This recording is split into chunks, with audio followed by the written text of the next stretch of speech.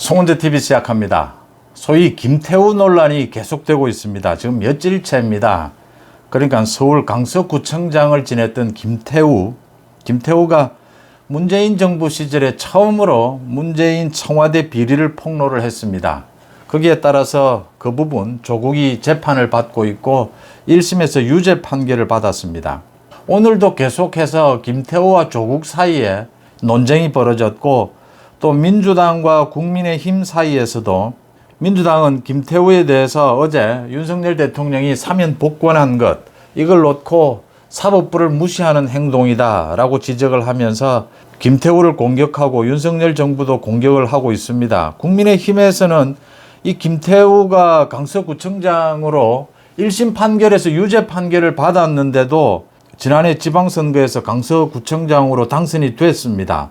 그런데 이제 대법원에서까지 3개월 전입니다. 유죄 판결로 확정이 되면서 강서구청장에서 쫓겨나면서 오는 10월 이 보궐선거를 해야 하는데 전국에서 유일하게 열립니다. 강서구청장 보궐선거. 여기에 김태우를 공천을 줄 것이냐 주지 말아야 하느냐, 이 부분을 놓고 국민의힘이 또 내부 논란이 벌어지고 있습니다. 김태우를 놓고 이렇게 서너 가지의 논란이 동시에 일어나고 있습니다. 이게 뭐 사면 복권이 옳은 것이냐부터 시작을 해서 조국과의 이 논쟁이 누가 옳은 것이냐, 또 김태우를 오는 10월에 보궐선거에 서울 강서구청장으로 공천을 하는 것이 맞느냐 맞지 않느냐, 이 부분 한번 따져보겠습니다. 조국과의 논쟁부터 말씀을 드리겠습니다. 김태우에 대해서 윤석열 대통령이 사면 복권을 하니까 조국이 법치의 사유화를 하고 있다, 윤석열 정부가. 그러니까 자신에게 유리한 자기 편 사람들은 이렇게 사면 복권을 하고 자기 편이 아닌 남의 사람, 적에 대해서는 사면 복권을 하지 않는다. 이건 뭐 개인적인 판단이다. 이건 뭐 정치적 이익을 위해서 이 법치의 잣대가 오락가락한다. 뭐 이렇게 주장을 한 겁니다.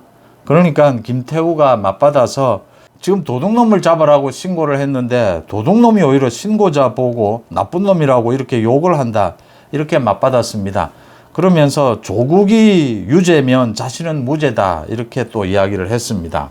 그러니까 김태우가 문재인 정권 때 민정수석실에서, 조국이 당시에 민정수석이었습니다.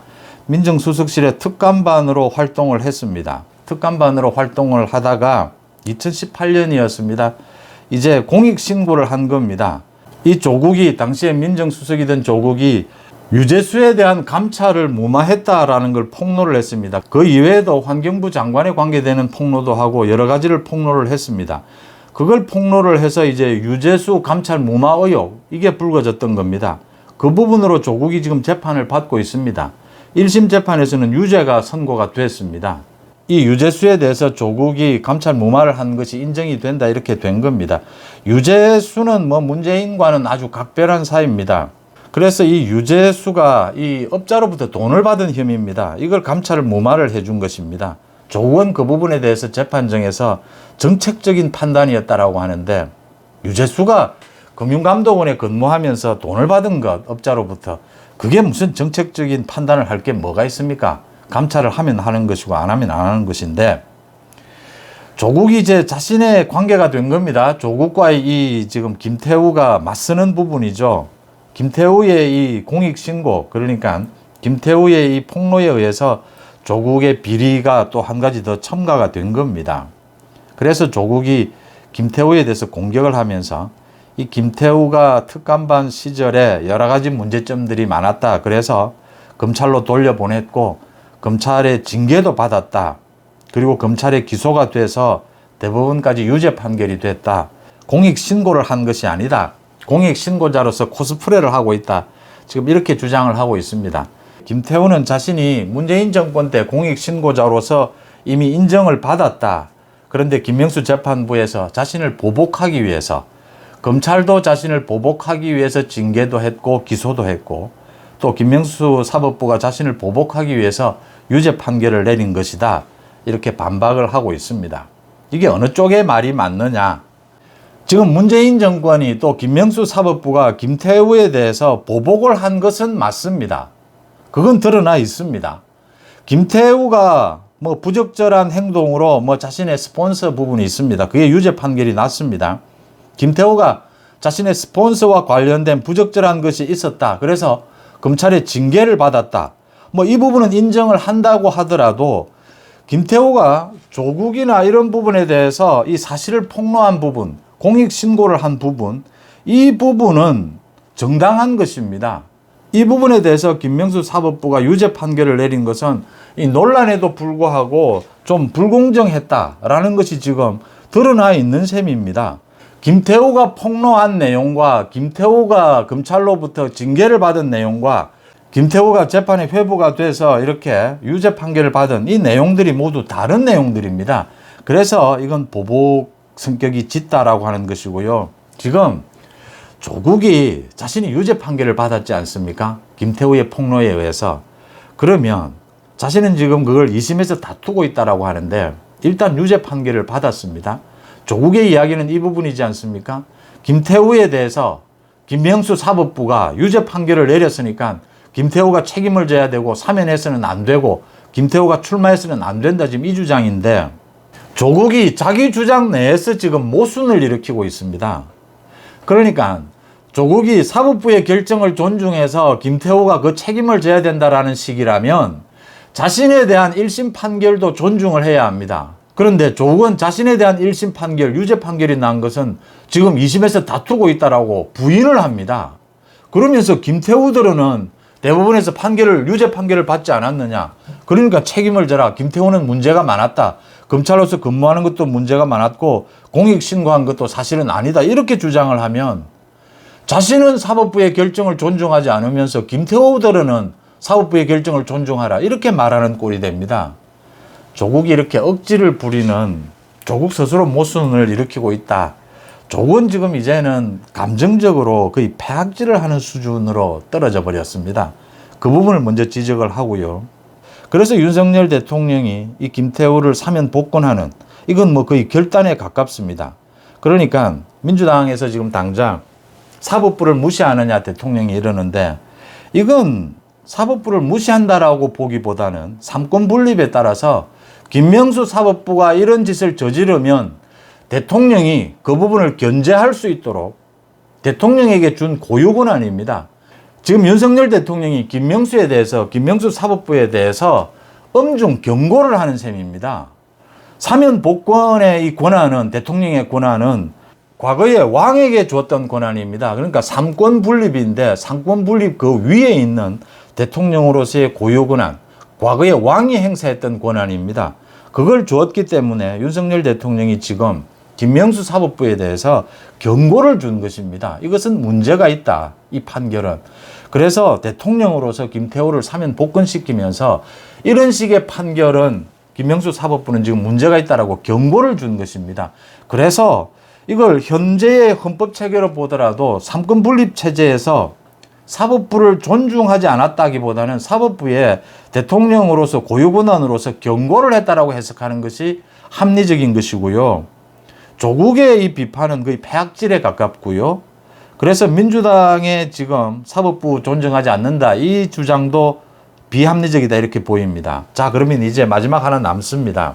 이 윤석열 대통령이 김태우를 사면 복권시켰는데 오는 10월 보궐선거에 국민의힘이 강서구청장에 공천을 줘야 하느냐 말아야 하느냐.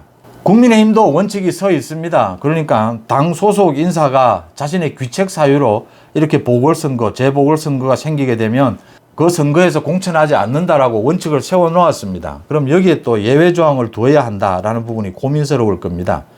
지금 이 부분에 대해서 김기현 대표도 아직 고민 중에 있다, 검토하고 있다라고 하고 있고, 최고위원들이 방송에 나와서 뭐 이런저런 이야기들을 하고 있습니다. 대통령의 사면 복권과 당에서 공천하는 것은 다르지 않느냐, 이렇게 이야기를 하고 있습니다. 김태우 본인은 오는 10월 강서구청장에 출마하겠다라는 뜻을 비췄습니다. 당에서 공천을 주기를 바란다라는 뜻도 비췄습니다. 지금 김기현 지도부가 여기에 대해서 아마 여론을 듣고 있을 겁니다. 당원들의 여론, 지지자들의 여론, 국민들의 여론을 듣고 있을 겁니다. 여러 가지를 생각할 겁니다. 이 강서구청은 국민의힘으로서는 유리한 지역이 아닙니다. 지난 5년간의 선거를 봐도 강서 지역에서 국민의힘이 이겼다, 국민의힘이 졌다 계속 되풀이해 왔습니다. 지난해의 지방선거에서는 김태우가 나서서 1심에서 유죄 판결을 받았는데도 당선이 됐습니다. 김태우의 당선 가능성이 어느 정도냐, 또 국민들의 여론, 많은 것을 지금 살펴봐야 할 겁니다. 때로는 정치적인 결정이 시간을 두고 이렇게 좀 무르익도록 뭐든지 기다리는 것이 유리할 수도 있고, 또 전광석화처럼 빠른 결단을 내리는 것이 유리할 수도 있습니다. 김기현 지도부가 이 김태우 공천 부분에 대해서 빠르게 공천하겠다라고 결단을 내리는 것이 옳습니다. 그게 유리합니다. 지금 이것 가지고 당에서 찬반으로 나뉘고, 이준석 같은 경우에는 뭐 서울 수도권에 유리하다고 자신하는데, 그렇다면 김태우를 공천 줘봐라 이렇게 비꼬기도 하는데, 오는 10월 보궐선거에서 강서구청장 선거에서 국민의힘이 이긴다면 좋은 일입니다. 저도 큰 문제 없습니다. 진다고 해서 뭐 김태우에 대한 재판이 올바른 것이었고 윤석열 대통령의 사면 복권이 잘못된 것이었고 그런 결정되는 것 아니지 않습니까? 그건 그것대로 판단되는 부분입니다. 강서구청장 선거에서 만약에 김태우를 공천해서 져도, 그러면 국민의힘이 더 허리띠를 졸라매고 더 운동화끈을 더 졸라매고 더 가고 더 열심히 뛰어야 되는 그런 이유가 생기는 것입니다. 정치는 언제나 그렇게 유불리만으로, 당장 눈앞에 닥친 유불리만으로 따질 수는 없다라고 하는 부분입니다. 강서구청장 선거가 내년 총선에 뭐 그렇게 결정적인 선거 영향을 미칠 것이다, 그건 아니다라고 하는 말씀입니다. 그렇다면 여기에서 법적으로, 상식적으로, 또 정치적인 이득 어느 것이 좋으냐 종합적으로 판단을 하면 윤석열 대통령이 결단을 내렸다라고 하는 것입니다. 사면 복권에서, 광복절 사면 복권에서 김태우 재판과 관련해서는 윤 대통령은 이건 김명수 사법부에 문제가 있다 종합적으로 판단했을 때, 그 다음 정치적으로도 윤석열 대통령이 강서구청장으로 1심에서 유죄 판결을 받았는데도 강서구민들이, 이 60만이죠. 60만 강서구민들이 김태우를 선택했다면 이건 김태우에게 기회를 한 번 더 주는 것이 맞지 않느냐. 그래서 대통령이 지금 사면 복권을 결정한 것입니다.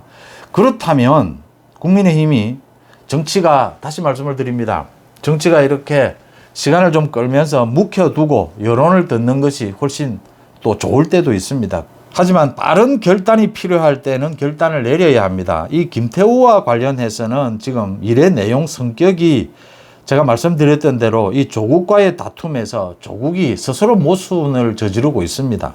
민주당이 대통령이 사법부를 존중하지 않는다? 대통령은 사법부에 경고를 한 것입니다.